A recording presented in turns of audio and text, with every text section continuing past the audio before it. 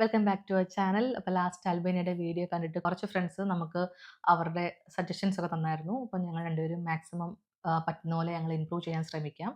പിന്നെ അത് ഞങ്ങളുടെ ഫസ്റ്റ് ഒന്നിച്ചുള്ള വീഡിയോയും കൂടെ ആയിരുന്നു.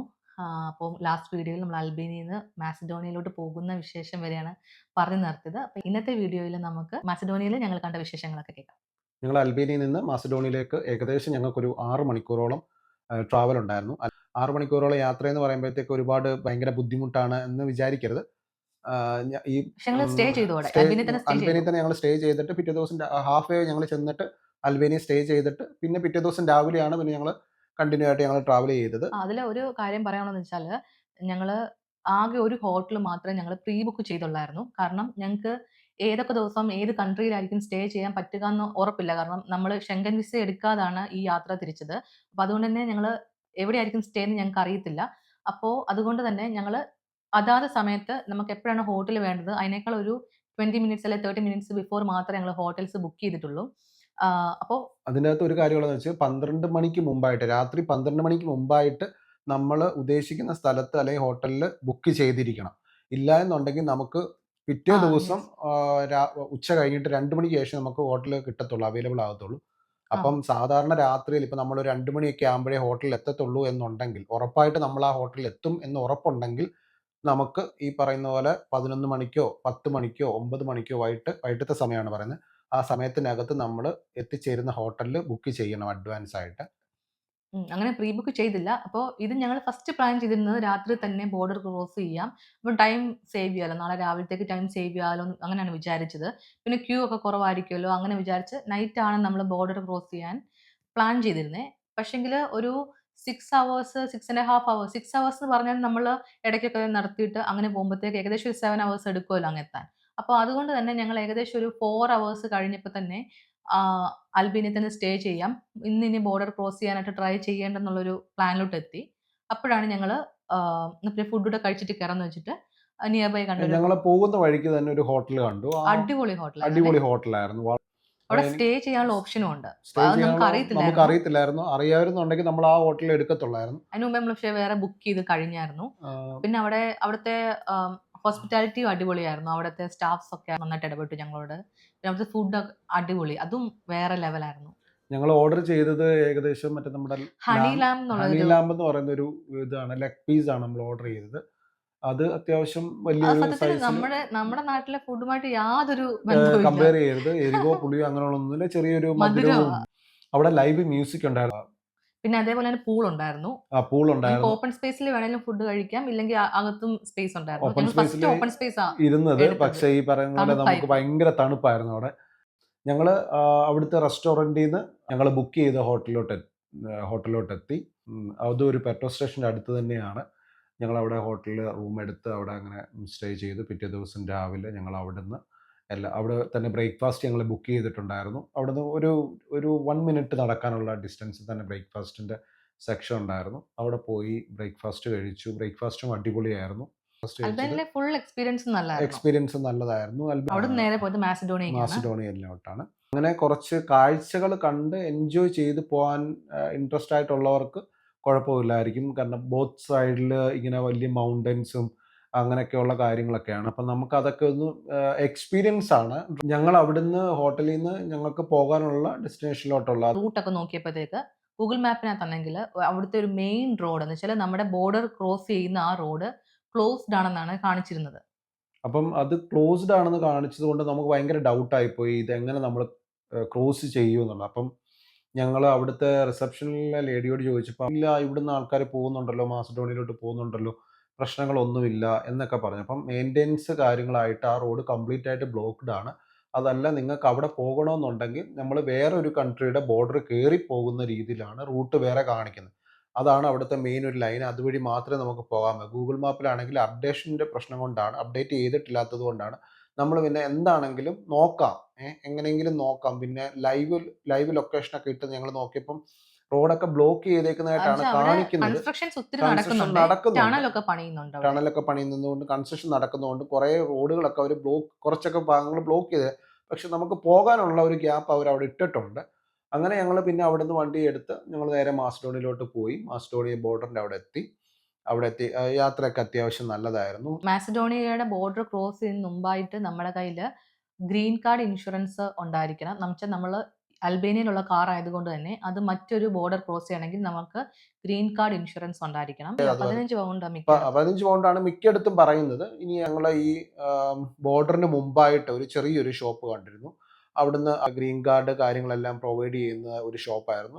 അത് വെച്ചിട്ടാണ് അതുപോലെ തന്നെ ഈ ഗ്രീൻ കാർഡ് ഇൻഷുറൻസ് നമുക്ക് വേണമെങ്കിൽ നമ്മൾ കാർ റെന്റ് എടുക്കുന്ന ഏജന്റിനോട് ചോദിച്ചാൽ ആ ഏജൻസിയിൽ നിന്ന് വേണമെങ്കിൽ നമുക്ക് കിട്ടും. മൾട്ടിപ്പിൾ കൺട്രീസിൽ കയറാൻ പ്ലാൻ ഉണ്ടെങ്കിൽ നമ്മൾ ഏജൻസിയിൽ നിന്ന് എടുക്കുവാണെങ്കിൽ ഒറ്റ ഒരു ഇൻഷുറൻസ് പേപ്പർ ആയിരിക്കും. അതിന്റെ ബാക്ക് സൈഡിൽ എല്ലാ കൺട്രീസും ലിസ്റ്റ് ചെയ്തിട്ടുണ്ട്. അപ്പോൾ നമ്മൾ ഏതൊക്കെ കൺട്രീസിൽ പോകാനാണോ നമുക്ക് പെർമിഷൻ ഉള്ളത് അതിന്റെ നേരെ അതിന്റെ ചെറിയൊരു ടിക്ക് മാർക്ക് ഉണ്ടായിരിക്കും. അങ്ങനെയാണ് അത് മാർക്ക് ചെയ്ത് തരുന്നത്. അപ്പോൾ അത് കൂടാതെ തന്നെ നമ്മൾ ഒരു ബോർഡർ ക്രോസിന് മുമ്പായിട്ട് നമുക്ക് okay, first green card insurance, next നമ്മുടെ വിസ കോപ്പി, പിന്നെ റെന്റൽ എഗ്രിമെന്റ്. നമ്മൾ കാറ് റെന്റ് എടുക്കുന്ന സമയത്ത് നമുക്ക് അവർ തരുന്ന എഗ്രിമെന്റ് നമ്മുടെ കയ്യിൽ ഉണ്ടായിരിക്കണം. ആ എഗ്രിമെന്റിൽ തന്നെ നമ്മൾ നമ്മുടെ ഏജന്റ് നമുക്ക് പെർമിഷൻ തരണം. നമ്മൾ ഓരോ ബോർഡർ ക്രോസ് ചെയ്യാനുള്ള പെർമിഷൻ തരണം. അപ്പം ആ ഒരു പേപ്പർ ചിലപ്പോൾ അവർ ഒരു ലൈനൊക്കെ കാണത്തുള്ളൂ. ആ ഒരു ഡോക്യുമെന്റ് ഉണ്ടായിരിക്കണം. പക്ഷെ അത് ഞങ്ങൾക്ക് ഒരു സ്ഥലത്ത് മാത്രമേ ചോദിച്ചുള്ളൂ, ബാക്കി കൺട്രീസിലൊന്നും ചോദിച്ചില്ലായിരുന്നു. പിന്നെ പാസ്പോർട്ട്, ഇത്രയും ഡോക്യുമെന്റ്സ് സെറ്റ് ചെയ്ത് വെച്ചിട്ടാണ് നമ്മൾ ബോർഡർ ക്രോസ് ചെയ്യാനായിട്ട് പോകണ്ടേ. മാസിഡോണിയയിൽ ഞങ്ങൾ കയറിയത് ഞങ്ങളുടെ US വിസ വെച്ചിട്ടാണ്. പാസ്പോർട്ട് കാര്യങ്ങളെല്ലാം ഡോക്യുമെന്റ്സ് എല്ലാം ചെക്ക് ചെയ്ത് ഞങ്ങളെ അകത്തേക്ക് ഞങ്ങൾ പ്രവേശിച്ചു. ഒരു എക്സ്പെക്ടേഷനും ഇല്ലാതെ മാസിഡോണിയക്ക് മാസിഡോണിയക്ക് ചെല്ലുന്നത്. പോകുന്നത് കാരണം അവർ കയറ്റുമല്ലോ. റിജക്ഷൻ പ്രതീക്ഷിച്ചാ പോയത്. ചെങ്ങ വിസ ആണല്ലോ അവർ അക്സെപ്റ്റ് ചെയ്യുന്നത്. ആ വിസ ഞങ്ങളുടെ കയ്യിലില്ല. പിന്നെ US വിസയാണ് ഉള്ളത്. US വിസ വെച്ചിട്ട് കയറ്റുമോ എന്നുള്ളത് ഞങ്ങൾക്ക് ഡൗട്ടായിരുന്നു. ഏകദേശം ഒരു 1.5 മണിക്കൂർ മൊത്തം പ്രോസസ്സ് എടുത്തു വെച്ചാൽ ക്യൂവിലായിരുന്നു ഞങ്ങള്. രാവിലെ ഭയങ്കര തിരക്കായിരുന്നു. ഏകദേശം നമ്മളൊരു 1 മണിക്കൂർ അല്ലേ, 1.5 മണിക്കൂർ മൊത്തം 1.5 എടുത്തു മണിക്കൂർ 2 മണിക്കൂറിന്റെ അകത്തെടുത്തു നമ്മള് അവിടുത്തെ ബോർഡർ ബോർഡർ ക്രോസ് ക്രോസ് ചെയ്ത് അപ്പുറത്ത് ചെല്ലാൻ വേണ്ടിയിട്ട്. അത് കഴിഞ്ഞിട്ട് ഞങ്ങൾ അവിടുന്ന് ഞാൻ പിന്നെ അവിടുന്ന് ഓർഹിഡ് എന്നുള്ള സ്ഥലത്തോട്ടാണ് പോയത്. അവിടെ ഒരു ചർച്ചാണ് നമ്മൾ അവിടെ കുറെ ചർച്ചസ് ഉണ്ട്. സെന്റ് ജുവാൻ എന്നുള്ള ഒരു ചർച്ചിലോട്ടാണ് ആദ്യം പോയത്.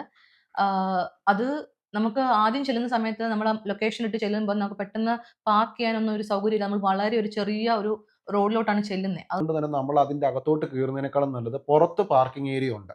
അപ്പൊ അതിന്റെ പുറത്ത് പാർക്ക് ചെയ്തിട്ട് നമ്മൾ അവിടെ നിന്ന് കുറച്ച് നടക്കേണ്ടി വരും. മാപ്പ് ഏകദേശം ഇട്ട് ഒരു പോകുന്നുണ്ടെങ്കിൽ നമ്മൾ ഫസ്റ്റ് ഈ റോഡിലോട്ടാണ് കൊണ്ടുപോകുന്നത്. അവിടെ പിന്നെ തന്നെ ഞങ്ങൾ ഞങ്ങൾ അവിടുന്ന് നടന്ന് ആ ചർച്ച് കാണാനായിട്ട് പോയപ്പം ഫോട്ടോസിൽ കാണുന്നുണ്ടെങ്കിൽ നമുക്ക് ജസ്റ്റ് ഒരു ചർച്ചും അതിന്റെ ബാക്ക്ഗ്രൗണ്ടിൽ ഫുള്ള് ഒരു ലേക്ക് അങ്ങനെയാണ് നമ്മൾ അത് കണ്ടിട്ടാണ് അത് കാണാൻ പോകാന്ന് വിചാരിച്ചത്. പക്ഷെ നമ്മൾ ഇറങ്ങി നടന്നപ്പോഴാണ് മനസ്സിലായത് ഇത് ഈ പ്രദേശത്തൊന്നും അല്ല, ഒരുപാട് കുറേ നടന്നില്ലേ. അത് കുറേ നല്ല നടക്കാനുണ്ട്. പാടായിരുന്നു നടക്കാൻ. അത് ഈ കല്ലിട്ടാണ് അവർ റോഡ് പണിത് വെച്ചേക്കുന്നത്. അപ്പൊ നമ്മുടെ പിന്നെ ഭയങ്കര കയറ്റവുമായിരുന്നു. ഭയങ്കര കയറ്റമാണ്. അപ്പൊ നമ്മള് ഷൂസ് ഒക്കെ ഇട്ട് നടക്കുമ്പോഴത്തേക്ക് നമുക്ക് നല്ല പെയിൻ വരും. സെന്റ് ജുവാനിലോട്ട് ഞങ്ങൾ പോയി. പക്ഷേ ഞങ്ങൾ സെന്റ് ജുവാന്റെ തൊട്ടടുത്ത് വരെ ചെന്നില്ല. കാരണം അതിന് അങ്ങ് വരെ ചെല്ലണമെങ്കിൽ ഒരുപാട് നടക്കണം. അങ്ങോട്ട് പോയപ്പം തോന്നി ഓക്കെ ഫുൾ കയറ്റമാണല്ലോ, തിരിച്ചു വരുമ്പോൾ ഈസി ആയിട്ട് അങ്ങ് പോകാലോ എന്ന്. പക്ഷെ തിരിച്ചു വന്നപ്പോഴും കയറ്റം തന്നെ. അത് ഞങ്ങൾ പറയുകയും ചെയ്തു, അങ്ങോട്ടും ഇങ്ങോട്ടും കയറ്റമാണല്ലോ എന്ന്. നല്ലപോലെ നടക്കാൻ ഇഷ്ടമുണ്ടെങ്കിൽ മാത്രമേ ഈ ചർച്ചിന്റെ അങ്ങോട്ടൊക്കെ പോയിട്ട് നമുക്ക് എൻജോയ് ചെയ്യാൻ പറ്റത്തുള്ളൂ. പിന്നെ അവിടുന്ന് ഞങ്ങൾ ഈ ചർച്ച് കണ്ടതിന് ശേഷം ഞങ്ങൾ അവിടുന്ന് പോയത് സ്കോപ്പിയ എന്ന് പറഞ്ഞിട്ട്, അത് ഈ നോർത്ത് മാസിഡോണിയയുടെ ക്യാപിറ്റൽ ആയിട്ടുള്ള സ്ഥലമാണ്. അപ്പോൾ സ്കോപ്പിയ എന്നുള്ള സ്ഥലത്തോട്ടാണ് ഞങ്ങൾ പോയത്. അതിന്റെ സ്പെല്ലിംഗ് പക്ഷേ വരുമ്പോഴത്തേക്ക് നമ്മൾ അങ്ങനെയല്ല വായിക്കുന്നത് കേട്ടോ ഇതിന്റെ പേര്. അവിടെ ഈ സ്കോപ്പിയ എന്നുള്ള സ്ഥലത്ത് തന്നെ നമ്മൾ കാണാനായിട്ട് മെയിനായിട്ട് ഉദ്ദേശിച്ചത് മാസിഡോണിയൻ സ്ക്വയർ. അവിടെ ഞങ്ങള് ഏകദേശം വൈകിട്ടായി. ഞങ്ങള് ഇച്ചിരി ഒരു നൈറ്റ് ശരിക്കും വൈബ് ഒക്കെ ആയ ടൈമിലാണ് 2.5 hours തൊട്ട് 3 hours വരെയാണ് കാണിച്ചത് പോകാനായിട്ട് കാണിച്ച്. ഞങ്ങൾ ഏകദേശം ഒരു 4 hours എടുത്ത് ഞങ്ങൾ അവിടെ എത്തി. ഞങ്ങൾ ഓൾറെഡി വേറൊരു സ്ഥലത്ത് പാർക്ക് ചെയ്യാൻ വേണ്ടി പോവായിരുന്നു. അപ്പോൾ അവർ പറഞ്ഞു അവിടെ പാർക്ക് ചെയ്യണ്ട, അവിടെ പാർക്ക് ചെയ്ത് കഴിഞ്ഞാൽ പോലീസ് വണ്ടി എടുത്തോണ്ട് പോകും. പുറത്തുനിന്ന് വന്ന ആൾക്കാരാണെന്ന് ടൂറിസ്റ്റുകളാണെന്ന് മനസ്സിലായത് കൊണ്ട് അവർ നമ്മളോട് വളരെ സന്തോഷം. അവർ ഫസ്റ്റ് ഇങ്ങോട്ട് വന്ന് സംസാരിച്ചു. ഇങ്ങോട്ട് വന്നു. നമ്മൾക്ക് അറിയത്തില്ല, നമ്മളവിടെ പാർക്ക് ചെയ്തിട്ട് പോവുമായിരുന്നു. അപ്പോഴത്തേക്ക് അവർ ഒരു 4 ചെറുപ്പക്കാരായിരുന്നു, യൂറോപ്യൻസ് ആയിരുന്നു. അവർ നമ്മളോട് വന്നിട്ട് പറഞ്ഞു, ബ്രോ ഇവിടെ പാർക്ക് ചെയ്യണ്ട, ഇവിടെ പാർക്ക് ചെയ്ത് കഴിഞ്ഞാൽ പോലീസ് വണ്ടി എടുത്തോണ്ട് പോകും, നിങ്ങളൊരു കാര്യം ചെയ്യും, ഞങ്ങളിപ്പോൾ ഞങ്ങളുടെ കാർ ഇറക്കുകയാണ്, നിങ്ങൾ അവിടെ പാർക്ക് ചെയ്തോളാൻ പറഞ്ഞു. എല്ലാവരും പരസ്പരം സംസാരിക്കുന്നത് ആക്ഷൻസ് വെച്ച് മാത്രമാണ് കേട്ടോ. ഇവരാരും തന്നെ ഇംഗ്ലീഷിലല്ല സംസാരിക്കുന്നത്.